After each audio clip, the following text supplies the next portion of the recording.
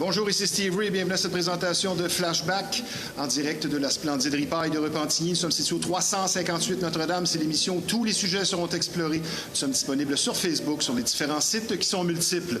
Concernant notre deuxième invité, les temps sont durs socialement et la situation économique ayant drastiquement changé au cours de la dernière décennie. Donc, le thème de la chronique d'aujourd'hui, pour conclure l'émission, sera d'actualité, louer ou acheter pour se loger.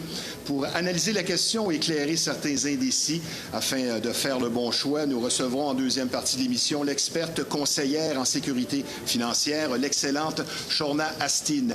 Mais tout d'abord, sans plus tarder, notre premier invité, grande passionnée de danse, de musique et de clubbing. Son enthousiasme contagieux pour le DJing est très présent et palpable.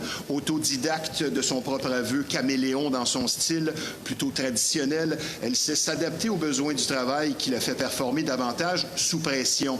Une véritable drogue addictive pour elle. Son franc-parler teinté d'humilité, comme vous pourrez le constater, lui donne une couleur particulière. Avec nous, une DJ émergente, toujours prête à transmettre son énergie par une musique qui saura faire vibrer la piste de danse. DJ Miss Émilie Dirado. Bonjour, Émilie. Ça va bien? Oui, bienvenue à l'émission. Ben oui, merci beaucoup pour votre accueil. Parce que tu fais quand même un bout de chemin pour venir nous voir. Et la vocation de l'émission, souvent, c'est de donner une chance aux gens qui ne l'ont pas de s'exprimer peut-être sur des plus gros réseaux où c'est toujours les mêmes noms qui reviennent avec les mêmes questions. Et évidemment. Donc, on te donne la parole aujourd'hui. Jusqu'à quel point la personnalité du DJ se reflète dans sa musique?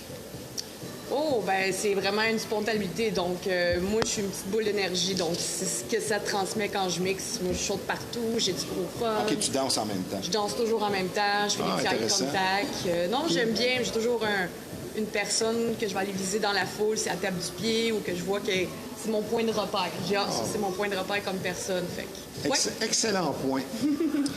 Ma chère Émilie, l'expérience de clubbing, toi qui as beaucoup sorti, est-ce que ça aide un DJ? Je te dirais que oui, parce que moi, vu que j'aime beaucoup danser, je file la musique, je ressens la musique. Donc, on dirait que j'ai pas vraiment nécessairement besoin de compter. Ça se fait tout seul. Tu sais, comme je sens que le drop s'en vient ou je sens que la montée s'en vient. Puis donc, ça a aidé. Oui, vraiment beaucoup. Parce que c'est sûr que d'être exposé à la musique, comme quelqu'un, disons, dont les parents faisaient jouer beaucoup de musique à la maison étant jeune, bien, ça va finir par aider. Oui. Est-ce que le fait d'avoir l'impression de devoir faire ses preuves en tant que DJ émergente, c'est une pression additionnelle pour toi?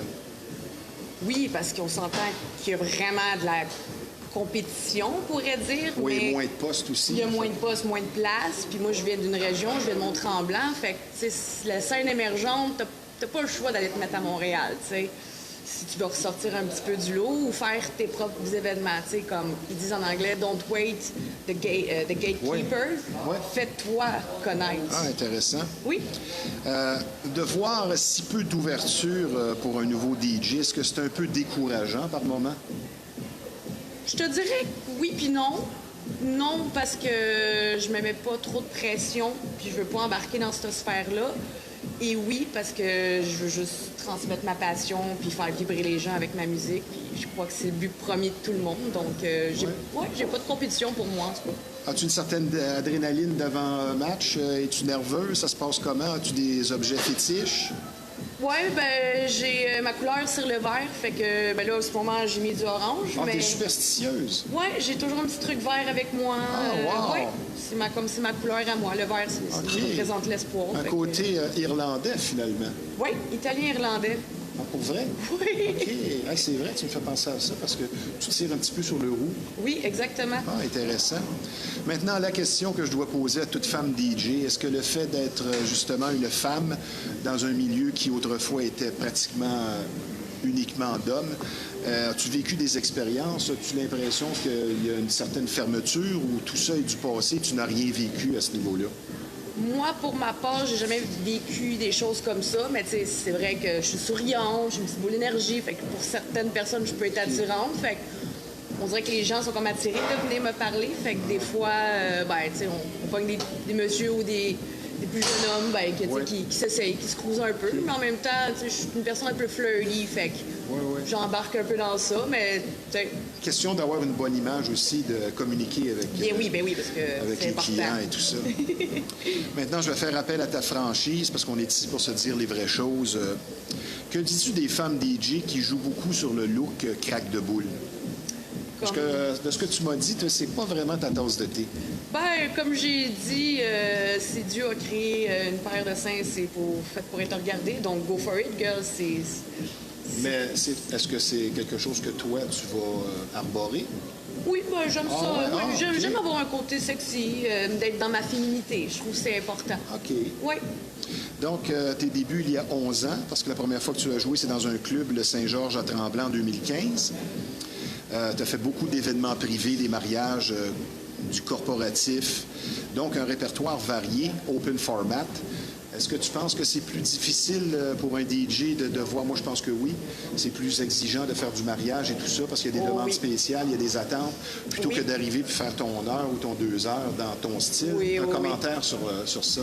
Corporatif, c'est autant... Ben, corporatif pour les mariages, c'est vraiment difficile parce que, tu vas mixer pour les gens et non pour toi. Fait que, tu sais, ben, moi, j'arrive toujours à bien mélanger les deux parce que moi, j'aime beaucoup les remixes. Donc, oui, je trouve que c'est quand même un peu difficile, les mariages des corporatifs, parce que, faut vraiment que tu aies ciblé les personnes. Puis, mon oncle de 40 ans, Roger, qui danse pas, quand tu trouves sa chanson puis qu'il se lève puis qu'il va danser, tu sais que tu as fait une bonne job. Donc, à 40 ans, on est un mononcle? Ah, ben, j'ai 35, fait que non. Je m'encourage pas. Oh non. Émilie, dans les anecdotes qui m'a vraiment fait rire, quand tu es dans ton DJ booth et on va te commander des shooters. Oui. Ça, c'est arrivé? Oui, c'est arrivé. Une fille un petit peu... un peu chaudasse, on pourrait dire, est arrivée au DJ booth, puis elle est comme « Ah, on va te prendre 4 shooters de tequila. » Je suis comme « Non, le boy est par là, mais elle m'a comme pas compris. Elle a juste 4 shooters de tequila. Je suis comme « Ouais, pas ça. » Malheureusement. Et maintenant, un phénomène pour une femme DJ énergique comme toi, avec une belle image, ben, comme tu me le disais, pour reprendre tes termes, les vieux mononcles cochons qui sont forts sur les compliments. Fait que ça veut dire qu'on doit un petit peu patiner par moment.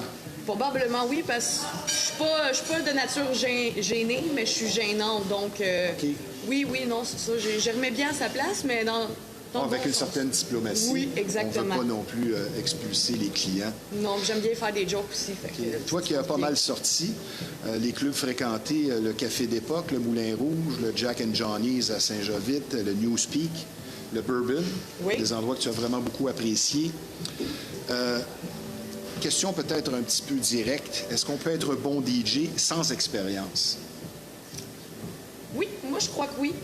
C'est dans la vie, quand on dit tu l'as ou tu l'as pas, ben il y en a qui l'ont puis il y en a qui l'ont pas. Si tu as la passion, tu sais, comme moi, j'ai pas vraiment regardé de tutoriel. Tu sais, oui, j'ai été un peu guidée au début, mais je l'ai tout appris avec mon ressenti puis comment je ressens la musique. Fait que je crois que si tu as les bonnes intentions à bonne place puis que tu as le talent pour, je pense que sans expérience, tu peux quand même être un très bon DJ. Une chose est certaine, pour les DJ plus jeunes, émergents, qui sont à l'écoute, qui nous regardent, le talent ouvre les portes.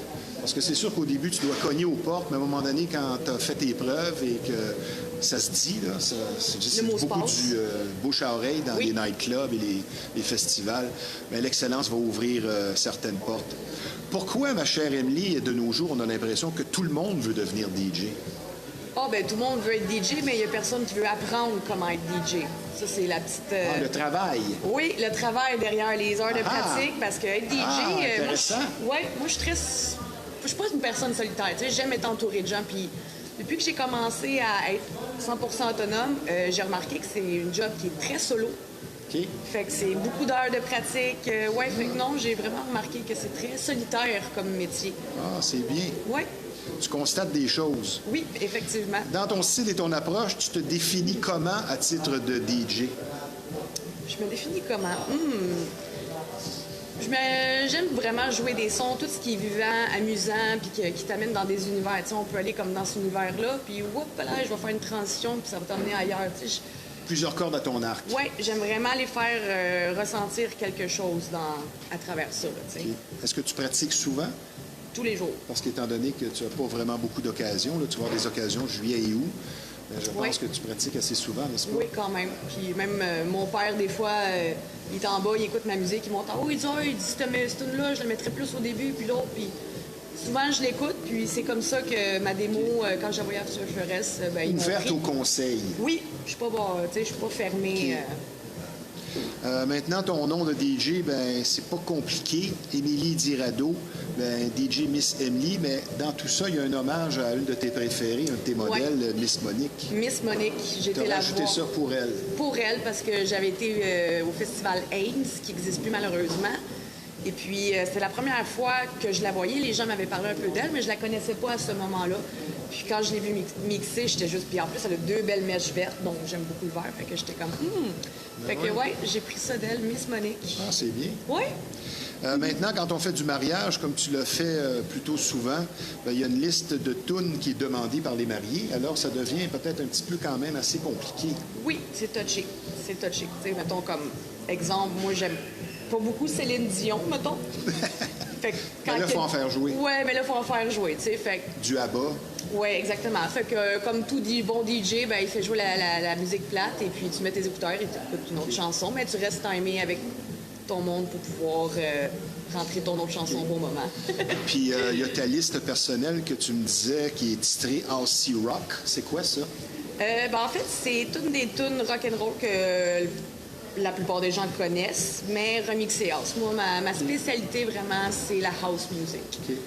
Tout ce De qui toutes va- sortes. De toutes sortes. Toutes les Tech branches. House, Latino House. Oui.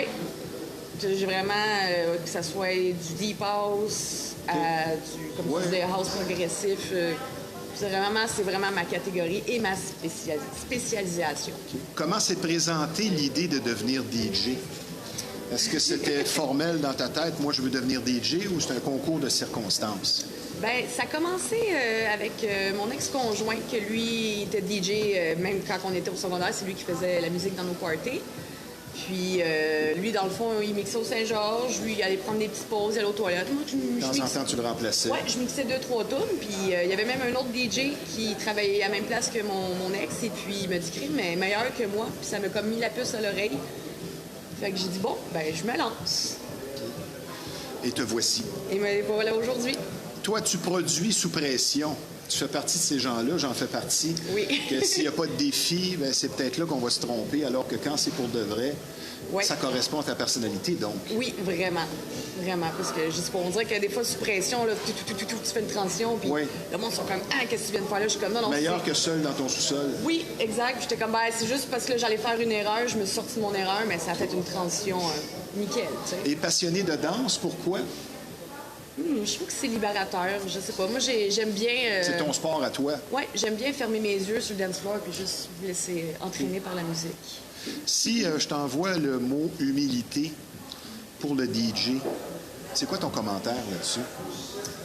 Parce que là, Humilité? tu vas avoir des commentaires. Il y a des gens qui, peut-être l'ego gonflé, pas de commentaires négatifs, ou pas, surtout pas de suggestions, mais pour toi, l'humilité, ça rime à quoi? Ah, ben, comme mon père, il me dit, on souffre à la grandeur de notre ego. Fait que je prends bien la critique, j'analyse, puis j'essaie de pas répéter les mêmes erreurs. Donc, je reste très humble face à ces choses-là.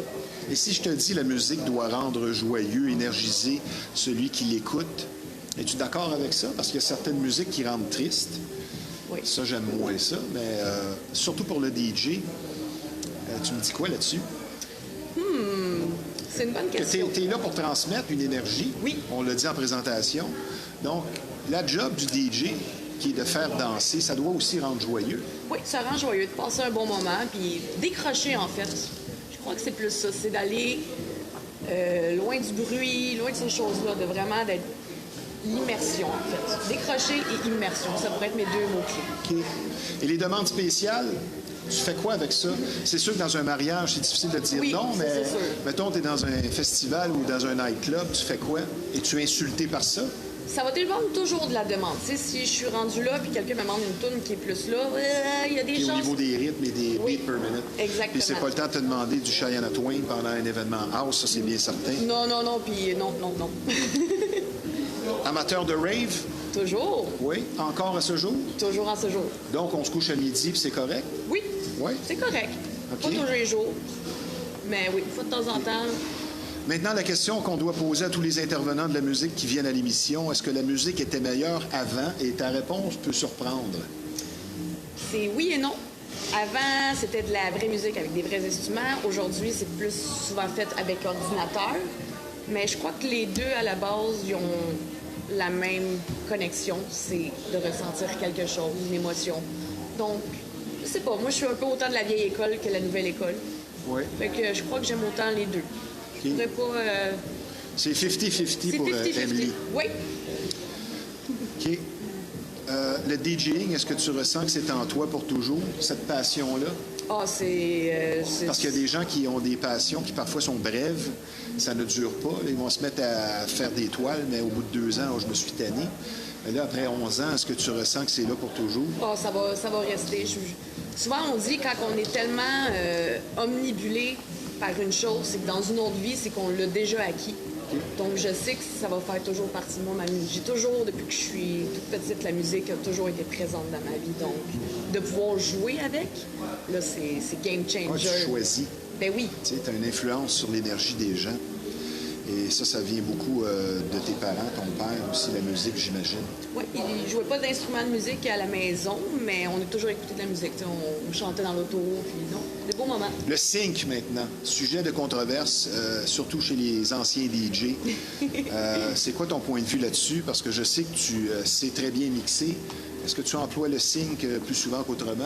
C'est quoi ton approche? En ce moment, vu que ça fait à peu près 6 mois que je travaille sur mon set de Future Forest, mon festival, mon premier festival, tu sais, quand ça fait 6 mois que tu entends un peu les mêmes tunes, les mêmes transitions, donc j'aime bien utiliser Sync pour pouvoir mieux travailler mes transitions, mes effets, savoir à quel temps où est-ce que je rentre quoi. Donc, ça vient naturel. Oui, bien pour la première fois en 11 ans de DJ, c'est en ce moment même que j'ai utilisé pour la première fois le sync, juste pour pouvoir mieux améliorer mes transitions et savoir à l'oreille, OK, je rentre ça là ou là, tu sais. Dans toutes tes expériences de clubbing, ben, tu as été barmaid? Un peu, oui. Mais c'est pas pour toi?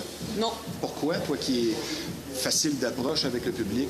Ah, ben, côté mathématiques, je suis pas très bonne. Fait que moi, compter une caisse à 3 heures du matin, c'est pas trop ma tasse de thé, mais ce que j'aimais, c'était le PR, l'approche avec les gens. T'sais, je suis une personne de foule, j'aime ça quand il y a du monde. Fait que ce côté-là, j'aimais ça, mais... Ça se ressent.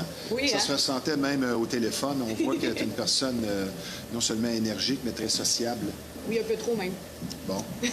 Maintenant, tu vas pas te cacher de ça. Si on parle de la discipline personnelle, tu es une personne assez disciplinée, bien, fumer un petit joint, ça, en autant que tu gardes le contrôle, comme tu me le disais, bien, ça peut aider la performance. Oui, exactement. Je trouve que dans ta bulle. Je suis plus connectée, en fait. On dirait que je ressens mieux. Tu sais, comme, je sais pas, on ressent mieux les choses. Perfectionniste? Un petit peu trop, des fois. Difficile à vivre au quotidien pour toi et pour l'entourage? Non, mais c'est sûr que le DJ, c'est quand même un gros 75% de ma vie. Fait que la plupart de mes conversations tournent autour de ça. Fait que, ouais, quand même, ouais. Avant la pause, est-ce que tu te réécoutes? Parce que souvent, les gens, que ce soit dans l'animation aussi, tu vas réécouter une émission que tu as faite, un DJ va réécouter son set, les gens vont dire « Ah, il s'aime ». Mais c'est pas ça. Non. C'est comme ça qu'on s'améliore. C'est comme ça qu'on s'améliore. T'es comme, ah, celle-là, je l'ai rentré trop avant, ou ah, non, à l'oreille, ça fait pas bien, ou non, c'est... Donc, tu te réécoutes. Ah, c'est... Depuis que quelqu'un me... Même chez toi? Oui. Depuis que quelqu'un m'a donné ce conseil-là. Même les sets que tu fais chez toi, oui. Pas devant public? Oui. Alors, ça, c'est excellent. Je pratique toujours, j'écoute Ah, wow. Mon dossier set enregistré, là, il faut que je fasse un ménage là-dedans.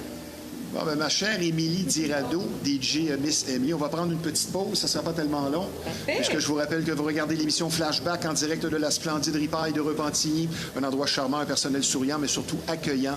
On vous offre d'excellentes assiettes et ce 7 sur 7. Et je vous recommande personnellement la pizza au four à bois qui est tout simplement inoubliable, vraiment excellente. Donc, des spectacles de qualité, une atmosphère appréciée, de tout pour tous les goûts. C'est au 358 Notre-Dame. La Ripaille, une institution mythique, mais surtout sympathique. Et je vous rappelle également que nous sommes présentement en conversation avec une DJ émergente, dynamique et prête à relever les défis. DJ Miss Emily, Émilie Dirado. Toujours autant d'activités, tant sociales que musicales, chaque week-end à la Ripaille de Repentigny, même durant la semaine. Et justement, cette semaine ne fait pas exception. La promesse est tenue. Plaisir et musique, comme toujours, au programme. Demain, jeudi, le 16 juillet, déjà 19h30, la formation officielle de la Ripaille, soit le Powerhouse Band, pour ce qui est dorénavant instauré tous les jeudis. Ce sera un jam session où le public est invité à venir performer, pratiquer avec nous sur scène. Donc, apporter micro et instruments de musique pour l'occasion. Et des musiciens d'expérience vous attendent sur place pour un plaisir musical assuré, une ambiance festive colorée. Et bonne nouvelle, le tout est tout à fait gratuit. Plutôt rare de nos jours.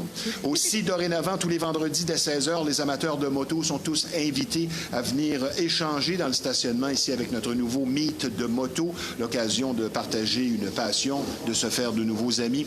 Et je vous rappelle un spectacle attendu vendredi la semaine prochaine, le 24 juillet, 20h, pour les nombreux amateurs de musique country. Urban Cowboys, a tribute to new country music, un groupe de reprises qui ne laisse personne indifférent partout où il passe, sera des nôtres. Un répertoire impressionnant et très fidèle, de Tim McGraw à Morgan Whalen, en passant par Luke Combs, Keith Urban, Jerry Roll, Chris Stapleton et plusieurs autres. Une revue musicale complète à ne pas manquer. Pour des billets, tout simplement, epasslive.com.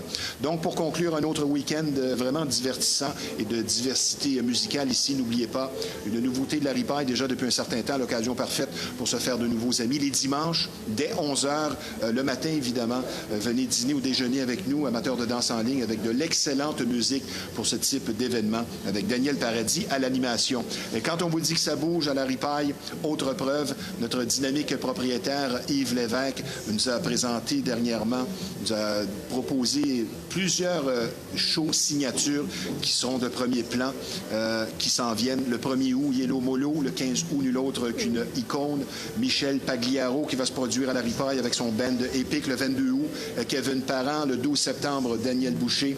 Donc, c'est ici que ça se passe, et ce, 7 sur 7. Une primeur, nous avons ici un nouveau porte-parole à la Ripaille, l'humoriste Jean-Marie Corbeil.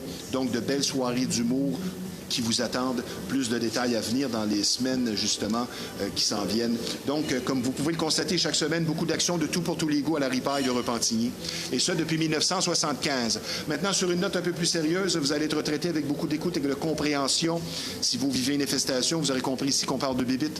Et pour certaines familles, c'est carrément un drame. Et plus vous attendez, plus le problème va s'aggraver. Donc, la solution à une infestation, c'est Rive-Nord Extermination.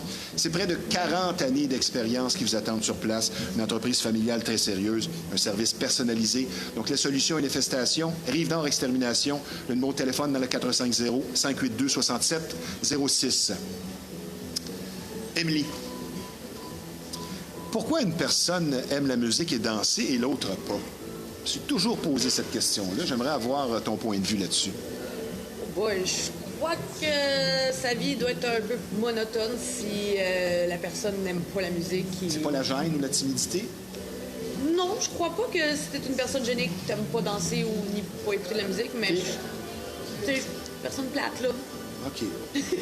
Disons qu'un gars qui sait pas danser, qui aime pas danser, qui aime pas la musique, ça ne fitera pas bien avec Émilie. Non, je vais prendre un autre numéro, merci. OK. Avis aux intéressés. Maintenant, s'adapter, ça veut dire réagir. Il y a 3 ans, tu as perdu ta clé USB. La veille, 24 heures avant un événement, si tu veux nous parler de ça, oui.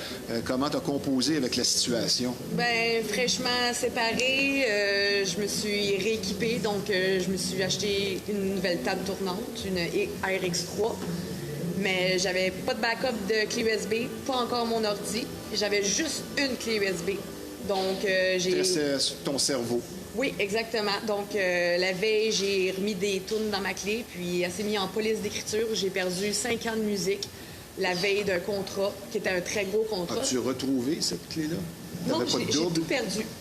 Tout perdu. Et là, tu as produit sous pression, comme d'habitude. Oui, exactement. J'avais juste une clé de 16 gigs, et puis je me suis arrangée avec les moyens du bord. Tu es né à Sainte-Agathe. Tu es dans la semaine technicienne en ongles, et tu as des beaux ongles, si tu veux les montrer. Oui. Et tu as 35 ans, tu fais vraiment pas ton âge. Merci, merci. Je t'aurais donné maximum 34.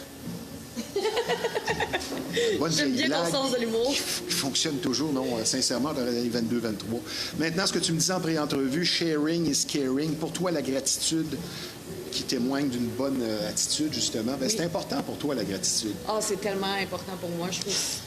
Si t'as pas la gratitude dans la vie, t'apprécies pas les choses, autant que ça soit un petit détail ou tu sais comme ça fait tellement la différence, je trouve. Oui.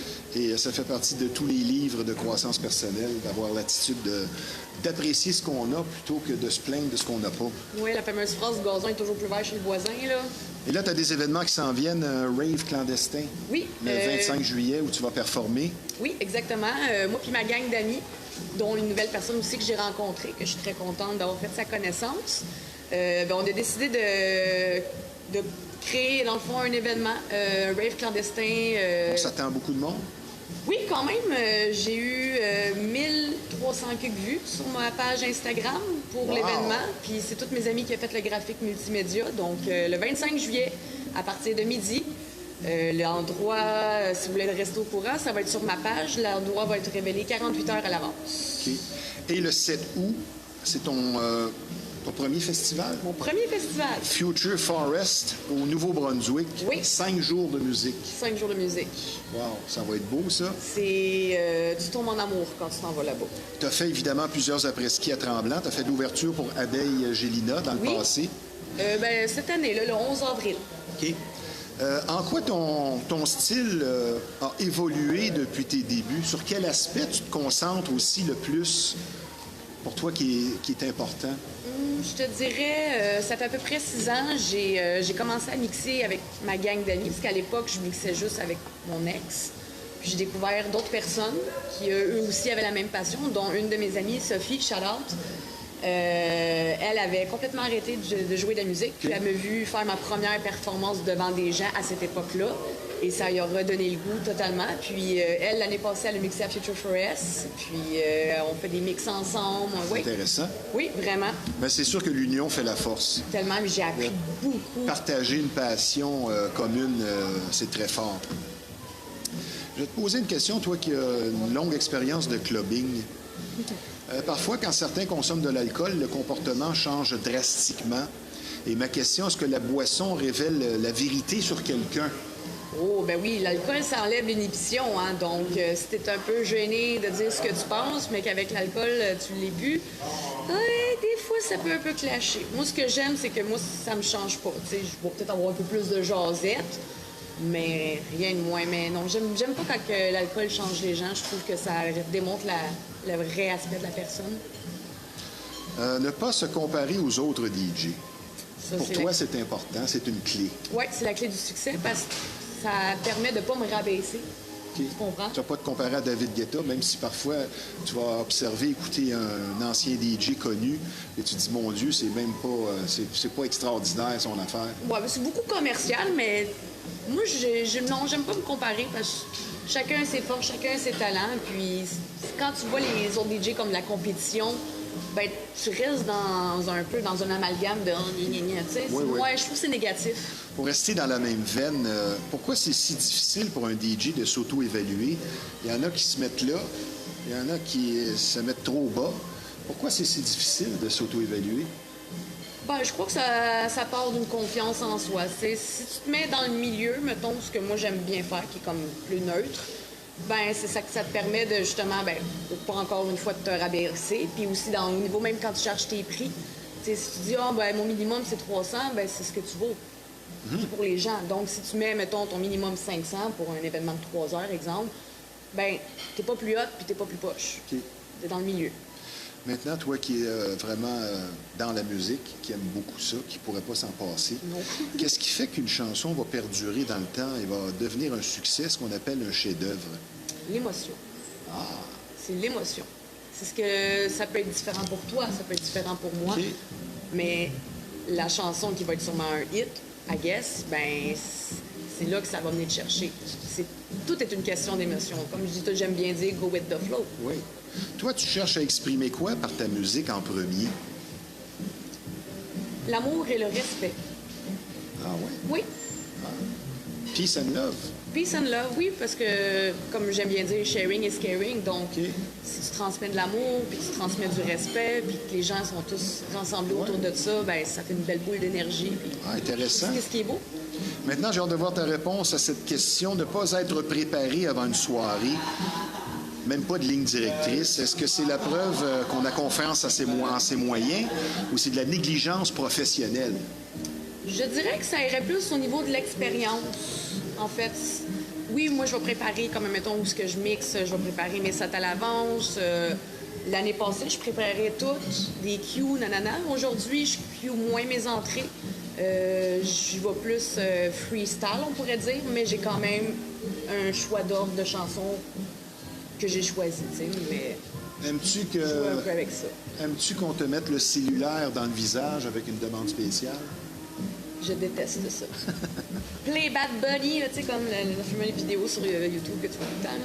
Non, si tu veux me venir demander une chanson, ben prends ton petit change, viens me le dire avec des mots et non devant un écran. Je trouve que ça enlève le côté humain un peu.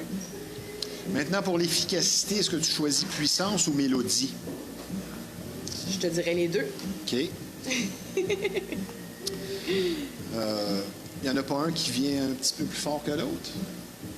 Moi, je pense que la puissance, en quelque part, c'est sûr que ça aide. Ouais, mais Une bonne moi, bass. j'aime bien commencer smooth parce que je mets toujours du BPM au plus bas, au plus haut. Fait qu'il y a une montée. Donc, on commence en douceur et puis la puissance vient après. OK. J'aimerais ta définition bien personnelle du terme un peu flou « underground ». Underground, je crois que c'est... Ouais, c'est sûr que le underground, c'est pas le côté commercial, fait que les deux sont complètement distincts quand on dit que c'est un événement commercial, c'est plus des tunes qu'on entend à la radio, tandis que le underground, c'est plus secret, c'est plus caché, c'est... OK. Comment sera le DJ de demain? Es-tu inquiété par l'intelligence artificielle? Comment tu vois l'avenir? J'ai eu une petite anecdote avec ça. J'ai eu un contrat au Fat Marlies à Tremblant, puis le gérant de la place, il me dit « Ah, ben tiens, j'ai demandé à ChatGPT de te faire un set. » Puis je l'ai regardé, j'ai dit « Écoute, si tu dis ça à un DJ qui est plus connu ou plus vu, si on pourrait dire ça. » Ça sera pas bon. J'ai dit « Il va te revirer de bord. » Il dit « Bah, non, je pense... Je voudrais pas qu'un ordinateur ou un robot fasse ma job. Ça enlève le côté humain encore une fois. 2-3 questions rafales en terminant. Tu me réponds par un mot, un nom ou une phrase. C'est quoi le pire défaut du DJ? L'ego. Ah! Là, on se comprend.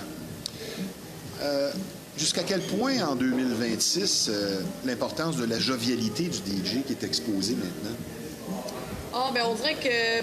Moi, j'ai l'impression que c'est rendu que c'est 50 du travail. Oui, bien aujourd'hui, avec les réseaux sociaux, ça a changé un peu la game. Puis aujourd'hui, on mélange beaucoup de styles aussi. Tu sais, quand tu mixes de la house, tu mixes de la house. Mais maintenant, à Star, tu peux quasiment avoir aussi de la house.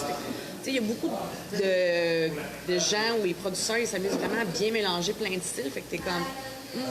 Mais en même temps, c'est tellement amusant de pouvoir jouer aussi dans cette sphère-là. Là. Dernière question, le rythme, est-ce que ça se développe ou tu l'as pas?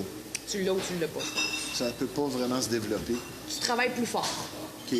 Pour l'autre, tu travailles, tu manges tes croûtes, mais si tu as le rythme en dedans de toi, c'est tellement facile, je trouve. OK. En terminant, si tu veux donner aux gens de répéter pour ton prochain événement qui aura lieu, je crois, le 25 juillet, dans 2 semaines. Oui, ça s'appelle Renegade Rave. Ça va être dans le temps de Montréal, en dessous d'un viaduc. On va être 7 DJ, qui est toute ma gang d'amis. Puis on va jouer à de la UK Garage, à finir avec du drum and bass. Wow. Oui. Ben, je te souhaite beaucoup de travail. On va essayer de t'aider en ce sens. Parfait. Tel que souhaité.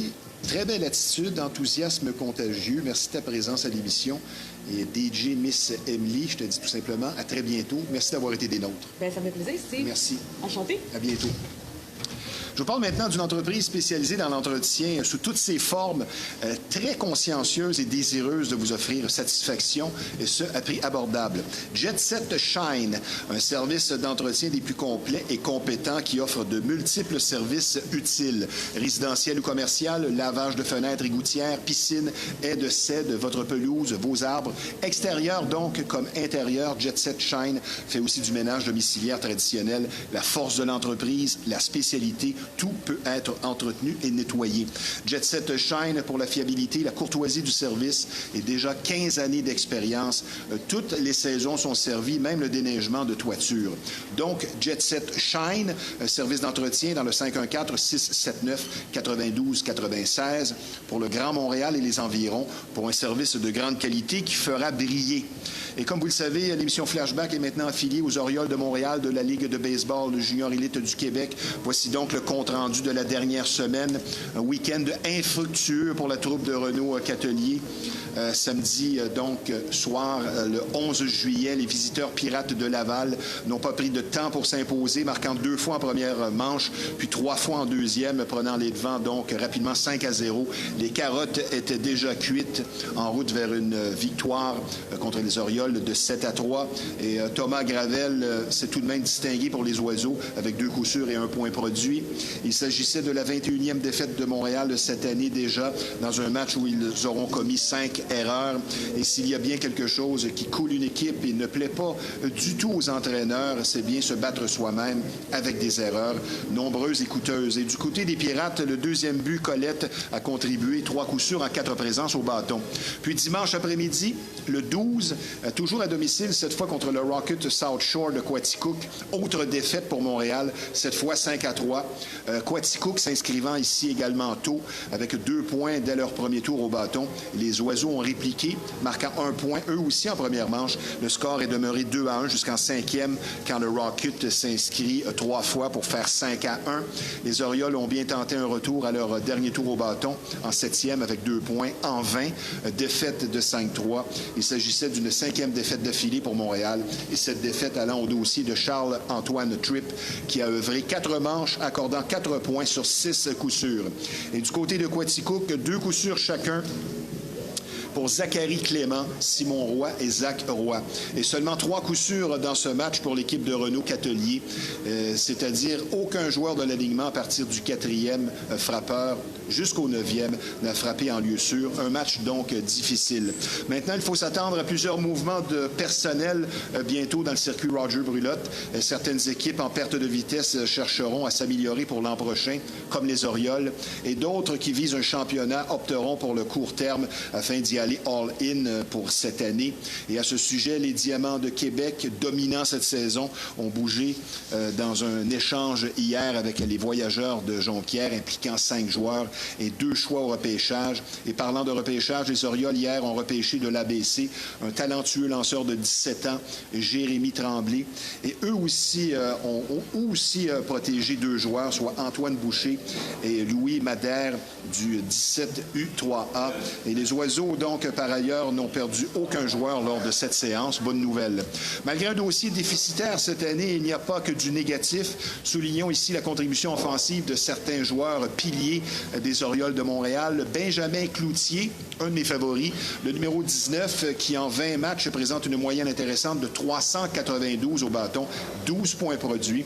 Vassili Kolositas, premier frappeur de l'alignement la plupart du temps, qui frappe pour 345, 30 coups sûrs et a soutiré 27 buts sur balle, donc un bon œil au bâton. Et le spectaculaire joueur multifonction, le numéro 9, Charles-Antoine Tripp, qui frappe dans son cas pour 329.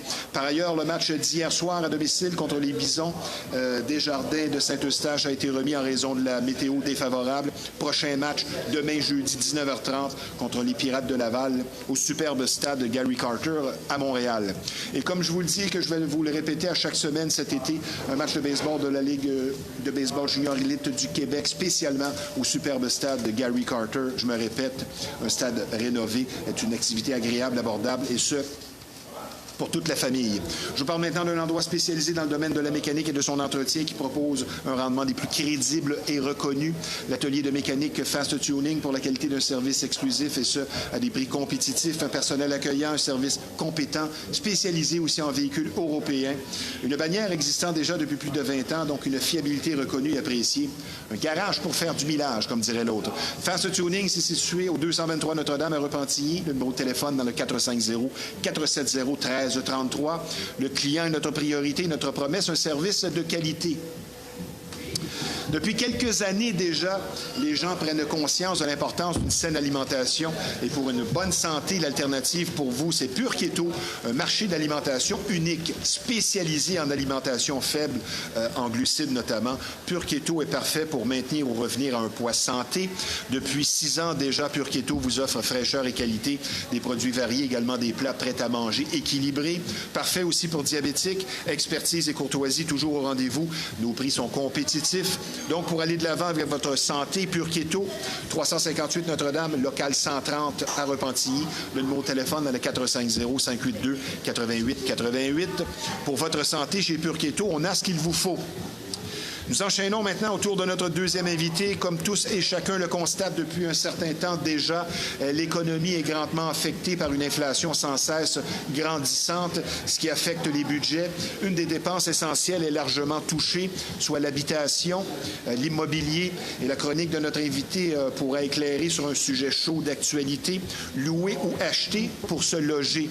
Pour analyser le tout, une habituée de l'émission et partenaire de Flashback, conseillère en sécurité financière, Shorna Astin. Bonjour, Shorna. Bonjour. Ça va bien? Ça va super bien, vous? Ben oui. Aimes-tu l'été ou l'hiver, toi? L'hiver. Ah, on le sent en commun. Fait que toi, 30, 35, moi, le mois de juillet, c'est une pénitence. Je déteste ce mois-là. Oh, moi aussi. Les gens sont partis. Si t'es pas en vacances, on dirait qu'il n'y a plus personne. Il fait chaud et ça prend un air climatisé. Ça, mon Dieu. pas d'air climatisé, ce serait la mort. Je ne peux pas imaginer les gens dans les maisons de vieillesse, là, comme s'ils ont... Oh, pas facile. Donc, louer ou acheter pour se loger. Je vais te poser une question. Est-ce que acheter, c'est rendu exclusif pour les riches? C'est pas exclusif pour les riches. C'est pas rendu exclusif pour les riches, mais on dirait, avec l'économie, avec les la moyenne prix... du prix des maisons à Montréal, je pense, c'est rendu 500 000. Oui, c'est ça. Alors, on dirait souvent que c'est juste les riches qui peuvent acheter. Oui. Mais c'est pas le cas. Mais qu'est-ce qui fait que ça devient difficile, c'est que le prix dit, c'est plus pour les gens qui sont plus bien financièrement, mais à cause de la mentalité, à cause de la pression de société, mais les gens à bas revenus se forcent quand même à rentrer dans les maisons. Oui, on va pouvoir développer là-dessus. C'est difficile. Pour certains, ça devient une prison parce que, comme on va élaborer. Donc, louer ou acheter pour se loger, c'est un sujet vraiment d'actualité avec le contexte économique actuel. La première constatation, je pense que la réalité est bien différente d'il y a 20 ou 30 ans. Oui, il est, comme j'ai mentionné avant, les prix, comme vous avez mentionné, les prix de maison, il y a 30 ans, en moyenne, c'était 200, 300 000. Maintenant, on est rendu à 500, 600 000 sur l'île de Montréal. Comme tu pouvais... Lorsque au centre de l'île de Montréal était trop cher, les gens allaient un petit peu plus au nord, plus au sud, plus à Laval. Mais le plus de gens qui déménager vers là. Maintenant, ils ont commencé à développer là, puis ça devient... On va faire déménager en Gaspésie. Ah, mais après ça, Gaspésie va devenir une section de millionnaires après ça, à ce point-là. Donc, ton premier point, tu vas nous parler de culture, parce que pour plusieurs, c'est un signe de réussite d'acheter. C'est beaucoup une question d'image, l'élément qui est éternel. Ouais. Qu'est-ce que tu nous dis là-dessus? Écoute, qu'est-ce que j'ai constaté, puis moi, je peux parler de moi personnellement dans ma culture. Qui est jamaïcaine. Qui est jamaïcaine, la culture des migrantes. Surtout, moi, j'étais une deuxième génération immigrante. Je suis venue ici quand j'avais quand même 5 ans. Oui, t'es née là-bas. Oui, c'est ça. Je suis née là-bas, mais ma mère, elle est venue ici avant moi, puis je suis restée avec ma grand-mère. Elle m'a fait venir.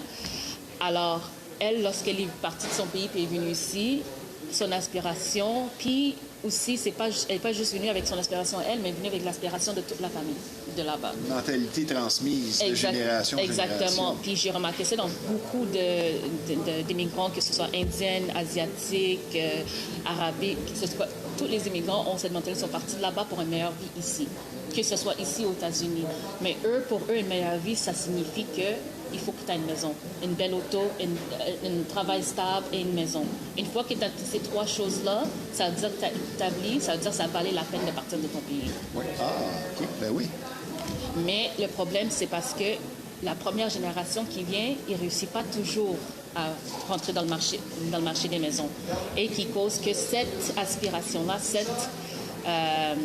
cette cette rêve-là est passé à la deuxième génération. Et maintenant, nous, la deuxième génération, on se sent une pression pour dire qu'on doit réussir. Nos parents ont sacrifié tellement qu'on est tout Tu déçus. ressens cette pression? J'ai ressenti cette pression pour un bon bout de Mais temps. t'as compris. J'ai compris. Ça m'a pris du temps, mais j'ai compris que je peux pas vivre la rêve de ma mère. Oui, un jour, je voudrais devenir propriétaire, mais sur mes termes à moi, et non sur les termes de mes parents. Et c'est ça qui cause un gros problème de ce temps-ci. Mais ça n'empêche pas de réussir dans la vie. Ça n'empêche pas de réussir, parce que on a la culture qu'ils ont, que nous, on a comme immigrants, c'est que, puis j'ai entendu ça souvent en disant qu'acheter une maison, être propriétaire, ça signifie la réussite. Ben oui. Et lorsque Comme la tu grosse loues, voiture. exactement. Et lorsque tu loues, c'est de l'argent jeté. Mais c'est pas toujours le Oui, cas. ça, c'était une question que j'avais pour toi. Est-ce que c'est de l'argent jeté à l'eau de se payer un loyer? Ça dépend comment vous regardez ça. Écoute, Parce que quand tu as un loyer, tu as moins de responsabilités. exactement. Et ça va avec ton âge aussi.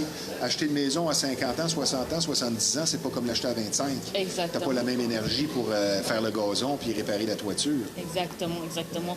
Alors, acheter, c'est pas nécessairement une signification de richesse. Et louer, c'est pas. Et louer, ce n'est pas une signification pour dire que t'as pas réussi, Vraiment que tu pas. jettes l'argent d'eau. Moi, je trouve pas que juste le fait que tu loues, ça veut dire que tu jettes l'argent. Moi, personnellement, je viens de déménager. Mais avant de déménager, comme tu sais, ça fait 1 an qu'on cherche à déménager. J'habitais dans un appartement. On cherchait à acheter, on ne trouvait pas la bonne maison. Après ça, on s'est assis, puis on a regardé les taux d'intérêt, l'inflation, puis tout. Puis on s'est assis, puis on a discuté ça, puis on s'est dit, regarde, la type de maison qu'on veut, ça revenait à peu près à 4 000 par mois d'hypothèque. Et ça, c'est non inclus le mise de fonds qu'il fallait qu'on trouve. Ça n'inclut pas les taxes de bienvenue qu'il faut qu'on paye, les frais d'inspection, les assurances, et après ça, la nourriture, les frais des enfants, tout ça. Ça n'incluait pas tout ça. Alors, on s'est assis puis on a dit, écoute, pour moi, avoir une maison, c'est pas un investissement. Ça, c'est quelque chose de luxe que tu veux faire pour toi. Ça devient une prison. Exact. Parce que je connais des gens, moi, 2 beaux véhicules pratiquement de l'année, la grosse maison, pas une scène dans le compte de banque. Non, c'est ça. Pour moi, un investissement, quand ça vient d'immobilier, c'est les propriétés à investissement. Un duplex, un triplex, un quadruplex. Alors, moi puis mon conjoint, on s'est assis, on a discuté ça. Puis pour nous, on a vu que, regarde, pour qu'est-ce qu'on veut, on peut le trouver, on peut louer une maison. Oui. Puis ça coûte la moitié du prix si on en a acheté mensuellement. Et la différence, on l'investit. Pour nous... Oui, mais tu as 3 enfants aussi, c'est ça, là, de exactement. responsabilités Exactement. familiales. Exactement. Alors, puis, je peux te le dire que ma mère, elle me disait, elle a compris maintenant, parce qu'on a eu plusieurs conversations, qu'elle est contente avec le choix qu'on a fait, parce que je l'ai bien expliqué. Mais au début, elle me décourageait. Elle me disait, regarde, si tu as tout cet argent-là pour mettre dans une location, achète. Tu as le mise de fonds, juste achète. Même si c'est quelque chose de plus petit. Mais je veux dire, regarde, si je veux déménager, j'aimerais mieux déménager pour quelque chose qui vaut la peine, sinon je vais rester où je suis. Tu comprends? Alors, L'important, c'est d'être heureux. exactement. Mais ça ne veut pas dire que tu peux être heureux dans une location et tu peux être heureux dans une maison, mais c'est qu'est-ce qui fit votre situation à vous et non qu'est-ce qui fit la situation de vos parents, de vos amis, de la société. Et surtout les réseaux sociaux qui glorifient. Oui. Ils glorifient les maisons. Tu vois plein de gens, oh, j'ai acheté ma première maison, j'ai rénové ma première maison, j'ai fait ça. C'est super, félicitations, mais ce n'est pas la réalité pour tout le monde et dans toutes les villes non plus. Mais non. Est-ce qu'on passe à ton deuxième point? Oui. Qui est la réalité derrière l'achat, parce qu'il y a des coûts qui s'en viennent, pas juste les taxes. La liste, ça peut être longue. Je veux dire, c'est seulement le premier pas. Oui, c'est ça. La plupart des gens Les regardent... vices cachés. Les vices cachés, il y en a tellement. Puis la plupart des gens, les individus, ils regardent le prix de l'affiche. Ça coûte combien de maison? 400 000, 500 000, 600 000. Après ça, ils calculent, OK, mon hypothèque va être, par exemple, 300 000. 300 000, excuse-moi, 3 000 par mois.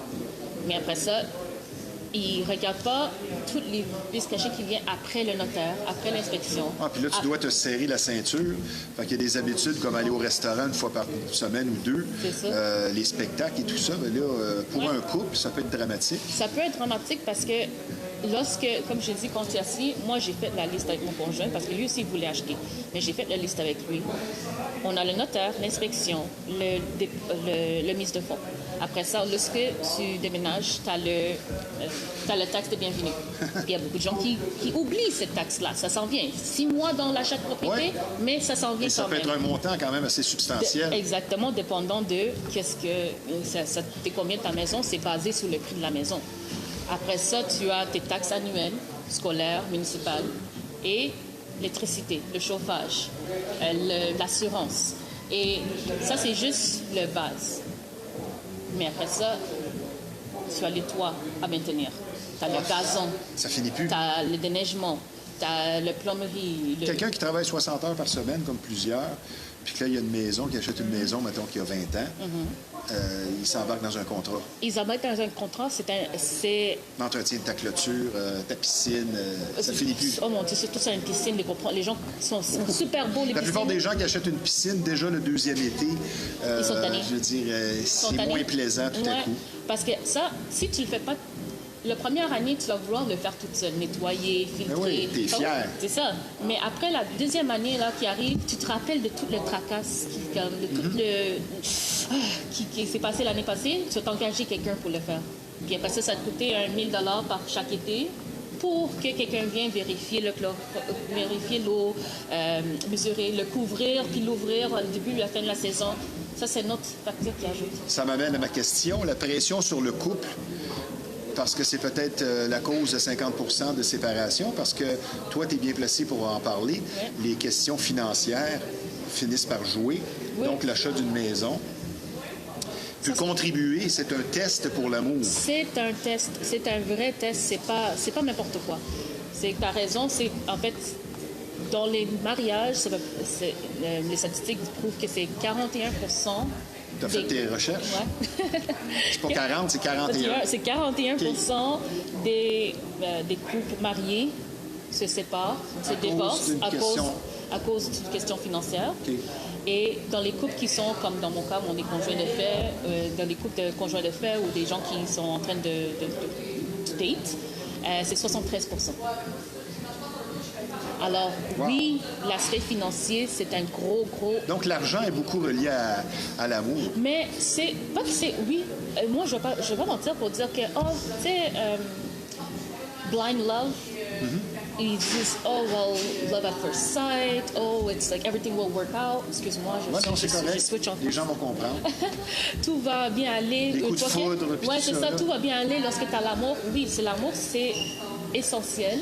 Ben oui, c'est la base. C'est la base. Mais il y a du travail qui vient avec ça. Il y a du travail autour de ça. Puis, un gros parti du travail, c'est l'aspect de l'argent. Parce que pour une femme, on a besoin de sécurité. Alors, on peut être amoureux de toi au full, mais si on ne se sent pas sécure, puis la sécurité vient avec l'argent. Ben, quand tu dis la sécurité, c'est aussi la sécurité, On va- pas trop non plus, parce que si un gars il aime trop une femme, ben, il va peut-être être rejeté. Mais ce qui me fait rire là-dedans, c'est de voir des types qui jouent la game, comme on dit, du riche, Ouais. la BMW, tout ça, puis le gars il est endetté jusqu'au cou. Puis l'autre, qui a peut-être une vieille voiture, il a de l'air de rien, mais lui, il n'a pas de dette, puis il a beaucoup d'argent dans son compte de banque, mais il va attirer moins les regards. Et Mais c'est pour c'est ça bon pour que, lui. comme Love at First Sight, surtout si la personne recherche une sécurité financière, faire attention à l'image, parce que Ouais, des fois, l'image est l'image. inversement proportionnelle. Ah non, c'est l'image dit pas, comme ils disent, don't judge a book by its cover. Ouais. C'est la même chose pour les personnes, c'est la même Ouais. chose pour les Faut enfants. pas, juger pour un livre maisons. par sa couverture. Non, il faut vraiment pas, c'est trompant. C'est vraiment trompant. Ton troisième point, Le troisième la point, flexibilité de l'acheteur qui est affectée. oui. Alors, comme j'ai dit, moi, personnellement, cette année, j'ai choisi de louer. Non parce que je n'étais pas capable d'acheter, c'est parce que pour notre situation, présentement, on a trouvé que c'était le meilleur choix. Dans le futur, oui, je voudrais acheter, mais comme je dis, moi, je vais plus vers les propriétaires à revenus. OK. Qu'est-ce qui fait que il faut vraiment que vous vous asseyez puis voir votre situation, c'est que lorsque ça vient à des locations, de louer, les locations, ils te donnent un peu plus de flexibilité. Ça te permet d'avoir le temps de te réévaluer pour voir si acheter, c'est vraiment quelque chose que vous avez besoin, premièrement, parce que il faut que ça remplisse un besoin. Achète pas juste pour acheter, pour dire à tes amis, j'ai une maison. Compulsif, là, c'est pas bon. Tu sais, comme on a des achats compulsifs en ligne, dans les magasins, on commence pas à faire des achats compulsifs avec les maisons aussi. Là. À un moment donné, c'est assez. Alors, ça te donne du temps puis la flexibilité pour voir est-ce que c'est la bonne chose, est-ce qu'une maison, c'est pour moi. Parce que des fois, une maison, c'est pas pour tout le monde. Non? Des fois, tout ce qu'on a besoin, c'est un appartement. Un petit condo, un townhouse. Le condo peut être une bonne option aussi. Alors, ça te donne une flexibilité. Parce que louer, mais elle veut dire liberté, finalement. Ça te donne un petit peu de liberté. Tu peux bouger où tu veux. Tu peux, si tu peux te reloquer pour le travail, il n'y a pas de problème. Oui, la seule chose, c'est que tu as une bail. Il faut vraiment respecter les bails. Mais à part respecter les bails, tout ce qui est maintenance, tout ce qui est réparation, c'est pas sur toi. Comparé à acheter, lorsque tu achètes, si tu changes de travail, si tu veux changer d'environnement, si tu veux faire peu importe le changement, c'est vraiment plus difficile. Tu es fixé à cet endroit-là jusqu'à temps que tu vends. Puis vendre, ce jour-ci, c'est pas comme avant. Avant, tu peux mettre ton maison sur le marché. Dans à peu près 6 mois, c'est vendu. Maintenant, ta maison peut rester sur le marché pour 6 mois, 1 an, 2 ans. J'ai eu des propriétés, j'ai vu des gens qui ont des propriétés ça fait 2 ans, c'est sur le marché avant qu'ils ça vendent. Alors, c'est pas... Et pour ceux qui achètent, attention aux cartes de crédit loadées. Si ta carte de crédit est à 5 000 ou à 10 000 ou peu importe, puis que tu as acheté, puis que là, tu es rendu avec un loyer de 3 000 par mois, quelle pression. Vous savez, qu'est-ce que je trouve drôle de ça? C'est que quelqu'un se prépare pour acheter une propriété. Ils ont sauvé 30 40 000 de côté, mais il y a une carte de crédit à une dette de 10 000 dessus. Dis-moi comment ça fait du sens. Exact. C'est des habitudes. C'est des habitudes, c'est ancré. C'est pas grave, schlick. Je le veux, ce chandail-là, il est 120 pas grave, je vais le porter une fois. Schlick. Tu sais, ça te fait éternuer. Acheter pour le célibataire, maintenant. Pour un célibataire... On va te dire, c'est quelque chose. Mais pour un célibataire, je te dirais, ça revient toujours à la même chose. Est-ce que c'est un besoin? Mm-hmm. Est-ce que tu achètes parce que tu veux... Tu veux investir ou tu veux flasher? Exactement. Et aussi, parce que c'est pas juste investir aussi, des fois, ils font ça pour la famille. Puis ça, c'est correct aussi. T'as tes parents, t'as ta petite soeur, ta petit frère, puis tu veux lui donner quelque chose. Ça, c'est correct aussi. Mais il faut qu'il y ait une raison solide pourquoi tu achètes. Tu es célibataire, tu n'as pas de famille, pourquoi tu veux t'ajouter cette dette-là? Mm-hmm. Parce que tu vas partir tu es célibataire, tu veux une plus grande place, loue quelque chose d'un petit peu plus grand. Tu payes 2 000 $ par mois. Pourquoi tu vas aller t'ajouter une hypothèque de 3 000 4 000 $, des frais de... Pourquoi tu vas t'ajouter cette frais-là? Cet argent-là, tu le mets de côté, tu te payes en premier. Tu te mets une mise de fonds. Tu te prépares pour, lorsque tu vas avoir une femme, lorsque tu vas avoir une famille, c'est ça. Vous les deux ensemble maintenant, vous pouvez décider. Et il y a une différence, comme je le disais tantôt, le célibataire de 30 ans, c'est pas la même réalité que le célibataire de 55 ans. C'est vraiment, il faut regarder la réalité de chaque personne. Tout le monde, comme ils disent, chaque enfant est unique. Comme chaque enfant est unique, c'est-à-dire chaque personne est unique, chaque situation est unique. Mm-hmm. Tu le vois dans ton travail. Je le vois. Ton 4e point, maintenant, on va accélérer le rythme. Nous sommes un peu bousculés par le temps. Acheter comme stratégie de richesse. Faut penser à long terme, mais jusqu'à quel point? Le plus long possible. Le plus loin possible. Enfin, faut espérer vivre jusqu'à 85 ans. Ouais. Pense-y le plus loin possible. Parce que si tu penses juste à le prochain 2 ans, 5 ans, 10 ans, c'est pas dans ta tête, là, après, moi j'ai 30 ans maintenant, si je pense juste à sauver l'argent pour les prochaines 10 ans, ça veut dire, moi, je pense qu'après 40 ans, là, à 45 ans, là, il n'y a plus rien qui se passe. J'existe plus. Non, c'est ça, exact. Tu sais, c'est bibide. Quand en réalité, la vie commence à 40 ans. On entend ça souvent. Ouais, puis je trouve que c'est vrai parce que comme j'ai dit, moi, j'ai choisi de louer parce que pour moi, on est toujours en développement. Ma famille est toujours en train de pas grandir, mais toujours en train de développer. Puis, on n'est pas rendu au stade pour dire qu'on va rester une place pour toujours. Alors, pour qu'on mette cet investissement pour se mettre dans un quartier avec l'achat d'une propriété, je trouve que c'est trop permanent. Donc, il faut vraiment bien analyser. On va prendre une petite pause, ma chère Shorna, ça ne sera pas tellement long, puisque je vous rappelle que vous regardez l'émission Flashback en direct de l'Éternel Ripaille de Repentigny, un bar, salle de spectacle apprécié, mais également un restaurant au menu et services de grande qualité. Nous sommes présentement en compagnie d'une experte conseillère en sécurité financière, partenaire de l'émission Flashback, l'excellente Shorna Astin. On va parler de toi, ma chère Shorna, maintenant, puisque l'aspect financier de la vie semble prendre de plus en plus de place et afin de vous éviter un stress quotidien inutile en rapport avec votre situation financière.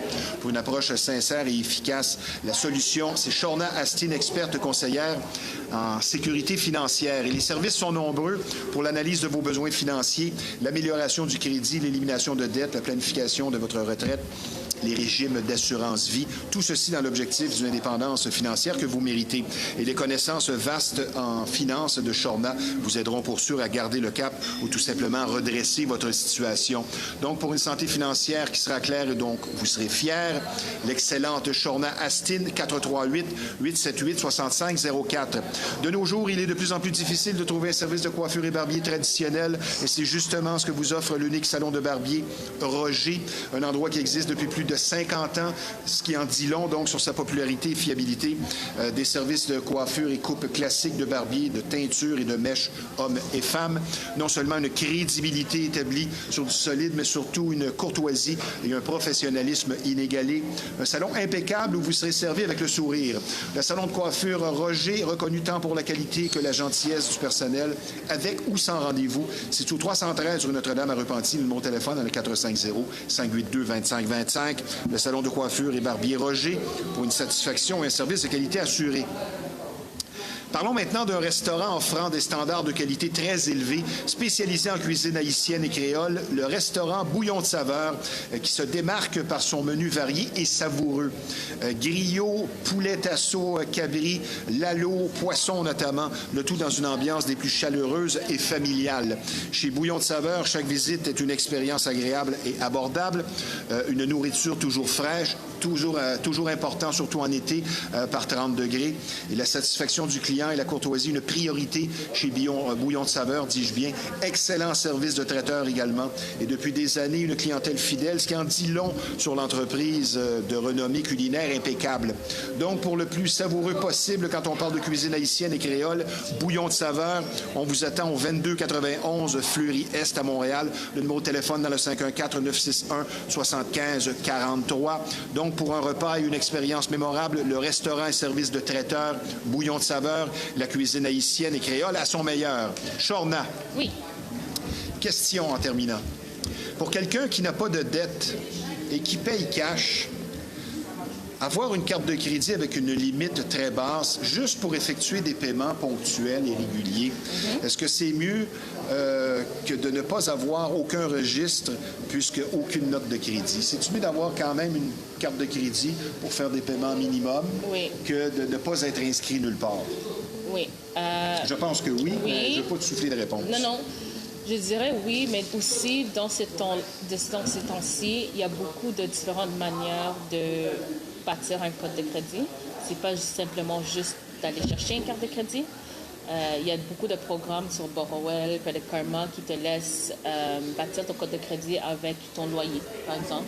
Le rapportage de loyer. Chaque fois que tu payes ton loyer, ça le rapporte, puis ça compte comme des points pour dire que tu es un bon payeur. Exactement. Il y a aussi différentes... Il faut que tu t'inscrives à ça. Oui, mais c'est gratuit. Okay. C'est gratuit. Le Borrowell puis Credit Karma, c'est gratuit, mais je ne me rappelle pas c'est combien, mais c'est pas beaucoup. C'est comme 15 ou 20 quelque chose comme ça, pour ce service-là. Alors, il va t'enregistrer. Mais quelqu'un, mettons comme moi, je n'utilise pas le crédit. Je paye mes choses. Ouais. Je déteste les dettes. Je suis déjà passé par là dans le passé. Mais j'ai une carte de crédit avec une coupe de 100 dessus pour faire des paiements. Ça fait que je me fais quand même un bon job. Oui, tu fais quand même un bon job parce que le fait que tu gardes il faut toujours que tu gardes pas ton usage. puis tu l'utilises régulièrement pour que tu repayes à temps. Ça rapporte quand même. Le montant n'a pas besoin d'être extrême. Tu n'as pas besoin d'avoir un code de crédit de 10 000, même si c'est juste 300 200 150 Les gens, souvent, c'est 500 ou 1000. Oui, c'est ça. Fait que s'il arrive quelque chose, tu es sur la route, puis tu n'as pas d'argent sur toi ou que tu veux... C'est un bon... Il faut juste que tu utilises. Il faut que tu sois discipliné. Oui, c'est ça. Mais moi, je te dis, regarde, si tu n'es pas quelqu'un de discipliné, utilise-le pour le gaz si tu conduis. Pour aller chercher des points bonus. Exactement. Tu utilises pour le gaz. Tu sais que tu as l'argent, tu allais faire du gaz quand même, tu as l'argent. Alors, tu utilises pour du gaz, tu mets l'argent tout de suite après, à la fin du mois. Ou même j'aime à la ta fin sagesse, Shorna. Ouais. Shorna, dernière question. Il ne reste qu'une minute ou deux. Dans ton travail, toi, tu es un peu là pour réconforter, guider les gens, oui, mais pour être à l'écoute, presque une job de psychologue par moment, psychologue financier, parce qu'il y a des gens qui doivent te raconter des choses, puis là, il y a de l'émotion avec ça, ou des situations corsées. Oui, quand même. Mon corps du travail, c'est du aspect financier, mais ça revient toujours que l'argent va main en main avec l'émotion. Alors, c'est vraiment dur de séparer ça. Puis lorsque les gens commencent à parler de l'argent, ça devient très émotionnel, surtout quand ils sont dans la perte. Quand il reçoit l'argent, tu vois du joie, une gêne content, avec ça quand tu es endetté. Oui, c'est ça. Tu ne veux pas dire ça à tout le monde. Non, c'est ça. Puis, comme on revient aux cultures, il y a beaucoup de cultures, parler de l'argent, c'est tabou. Il faut pas... Tu n'es pas supposé de dire aux gens combien tu fais. Tu n'es pas supposé de laisser savoir les gens savoir que tu es en dette. C'est pas quelque chose que tu dis à voix haute. Tu l'absorbes, tu le gardes pour toi, puis tu le gères. Alors, lorsqu'ils s'assoient devant moi, puis c'est pas quelque chose que dans leur culture que s'asseoir avec un psychologue ou un... de se confier. Ou de se confier à n'importe qui, ça devient lourd. Très bonne chronique, Shorna. Pour les gens qui voudraient s'adjoindre tes services, tu veux répéter le numéro de téléphone?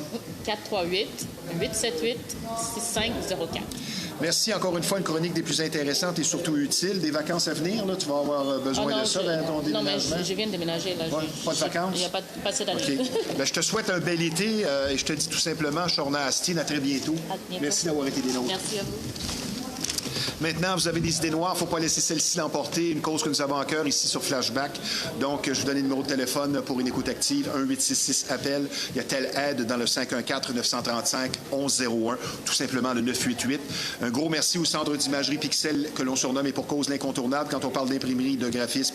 Tout simplement le numéro 1 de la Rive-Nord. C'est sur 351 Notre-Dame à Repentigny, tout près d'ici. Un service varié, très professionnel. 450-654-9944. Ici Stevie Ray. Merci à nos deux invités. À la semaine prochaine.